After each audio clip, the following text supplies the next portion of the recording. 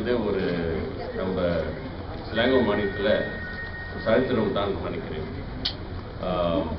இந்த கோயில் 2007 உடைப்பட்டதால சில மேலும் பெரிய மாற்றங்கள் நம்ம சிலாங்கோ மாநிலத்துக்கு வந்தது.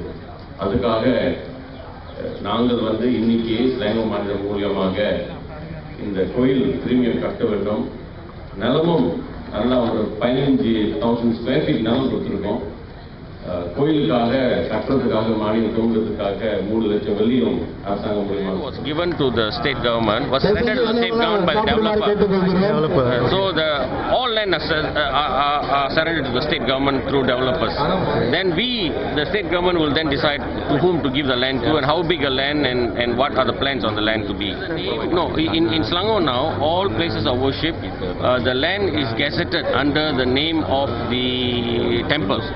Okay, under the state secretary, but the management of the land and the well-being of the land is taken care of by the Persatuan Penganut, or the temple association. Section 19 temple is already done.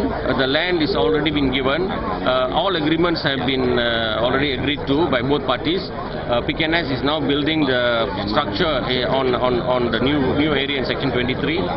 As to what the structure is in section 19, and once that is ready, the temple committee has agreed to move the statues and everything else to the new temple, and then only we will sell the land back to PKNS.